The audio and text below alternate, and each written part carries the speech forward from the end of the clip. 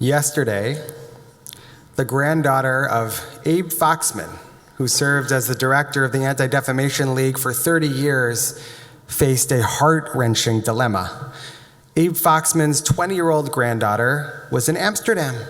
She is currently a student at Northwestern University, spending the semester studying in Madrid, and she flew to Amsterdam from Madrid to see the Maccabi Tel Aviv soccer game, along with hundreds of other Israelis who flew to Amsterdam to support their team. But tragically, she never made it to the game because on Thursday night, a violent, hate-filled, anti-Semitic mob descended upon those Israeli soccer fans in Amsterdam. Abe Foxman's granddaughter sheltered in her hotel room during the riot, and thank God she's safe.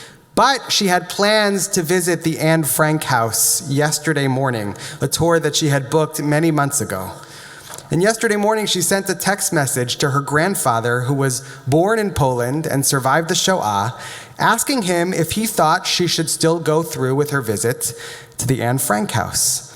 As Abe Foxman told the journalist Jody Rudorin of The Forward yesterday, a Jewish child is asking her Holocaust survivor grandfather, is it safe for me as a Jew to go to the Anne Frank house in Amsterdam?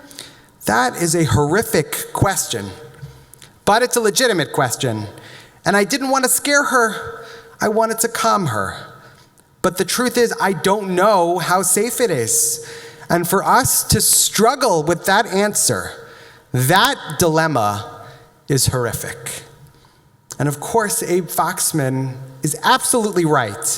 It is horrific to not know what to say when your granddaughter asks you in the year 2024 if it's safe to visit the Anne Frank house as a Jew. In the end, by the way, he told her not to go, but he promised that he would personally take her back when it was safe enough. Today is November 9th, the 86th anniversary of Kristallnacht.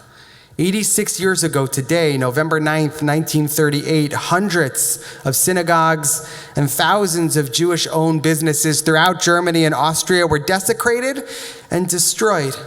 30,000 Jewish men were sent to concentration camps, and the darkest period in the history of our people began. And this year, on the eve of Kristallnacht, violence once again broke out in the streets of Europe. Israelis who poured into Amsterdam to support their soccer team were targeted for no other reason than the simple fact that they were Jews. They were attacked. They were abused. They were pelted with firecrackers. Adi Rubin, a 24-year-old Maccabi Tel Aviv fan, was kicked on the ground by more than 10 men who attacked him as he was walking to his hotel. They broke his nose and they left him with blurred vision, but he decided against taking a cab to a hospital because he was concerned that the cab drivers would be part of the violence. Just like during Kristallnacht, Jews were attacked and brutalized on the street for no other reason beyond the fact that they were Jewish.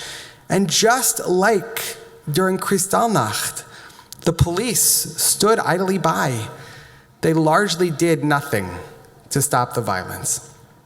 As Ambassador Deborah Lipstadt, the United States Special Envoy on Anti-Semitism, tweeted on Thursday night, the attacks were reminiscent of a classic pogrom.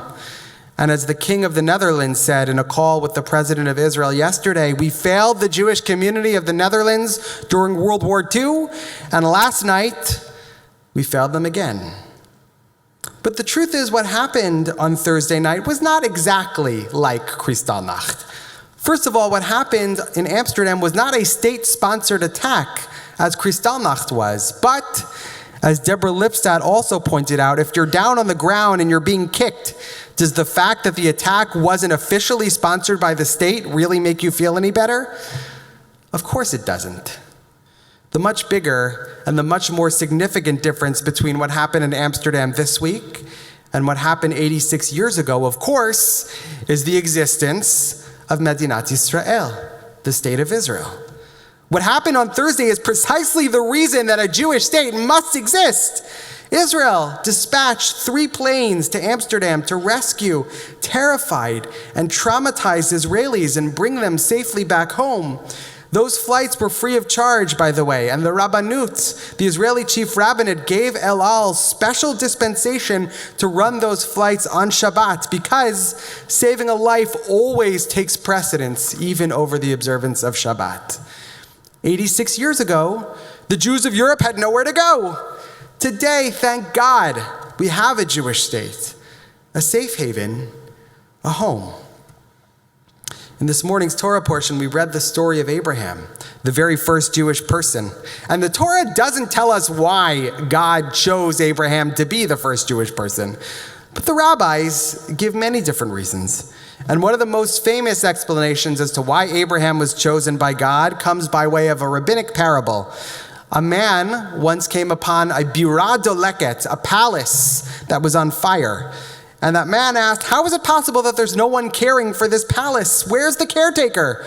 And as soon as he asked that question, the caretaker of the palace appeared, and he said, I own this palace. I care for it. And in that same spirit, Abraham saw a world that was on fire, and he looked around for someone to extinguish the flames. Abraham asked, how is it possible that no one is in charge of this burning world?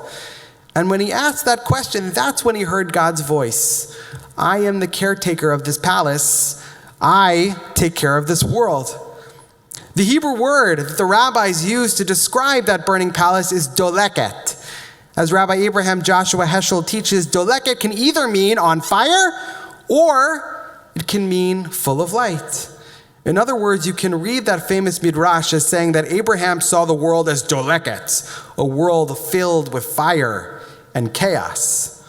Or you can read that midrash as saying that Abraham saw the world as doleket, as a world filled with wonder and with light. And of course, our world is defined by both of those things, fire and light, chaos and wonder. And I think that's the most helpful lens, at least for me, through which to understand what happened in Amsterdam on Thursday. Yes, for all of us, it feels like the world is on fire.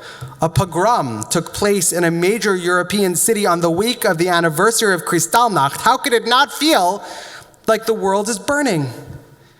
And yet, no one was killed, no synagogues were destroyed, no Jews were carried off to concentration camps. And most significantly, today, when something like this happens, we have a place we can go. We have a state of our own.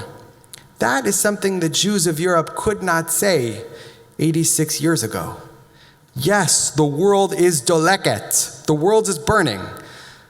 But the world is also doleket, a world filled with wonder and with light.